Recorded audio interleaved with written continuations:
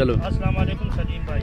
वालेकुम सलाम, क्या हाल है सलीम भाई? सलीम भाई मैं आया पिया ਤੁਹਾਡੇ ਇਲਾਕੇ ग्रीन गोल्ड कंपनी ਤੋਂ ਤੇ ग्रीन गोल्ड कंपनी ਨੇ ਤੁਸੀਂ ਬੀਜ ਲਾਇਆ ਪਿਆ ਵੈਂਡਰ ਹਾਰਟ ਡੀਸੀ ਟਾਈਪ ਨਾਲ ਤੇ ਇਹ ਤੁਸੀਂ ਜ਼ਰਾ ਅਸਾਂ ਪੈਗਾਮ ਦਿਓ ਜਰਾ ਇਹ ਬੀਜ ਤੁਸੀਂ ਲਵਾਇਆ ਤੇ ਇਹ ਬੀਜ ਤੇਜੀ ਹੈ ਇਸ ਦੀ ਪਰਫਾਰਮੈਂਸ केजी है ਤੇ ਮੰਡੀ ਮਾਰਕੀਟ ਹੈ ਜਿਸ ਨਾਲ औरम मर्चा को की खसूसियात हैं माशाल्लाह दुनिया मर्चों को बीज अच्छा वे सोना रेट बिकना था पैदावार भी ठीक है। अच्छा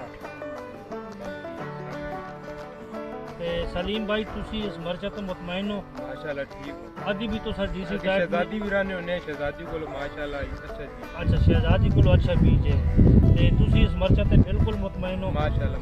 अच्छा ते ई मर्चा जिहड़ियां वंडोर हार्ट हो ई तुसी जिम्मेदारां की पैगाम देना चाहते हो भाई ई मर्चा वंडोर हार्ट के बारे तो साडे एरिया काफी मरोज लगदी है बिल्कुल तुसी जिम्मेदारां की पैगाम देना चाहते हो? जिम्मेदारा ही पैगाम देना चाहते हैं विंडो आर्ट मर्चा ने बीज माशाल्लाह अच्छा वे Green Gold Company Green Gold Company ना अच्छा वे यही लाना चाहिए ना।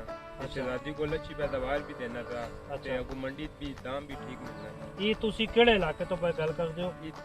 गाँव करीमा वे तहसील फतेह जंग से इलाका। ठीक है जी बड़ी मेहरबानी सलीम भाई शुक्रिया।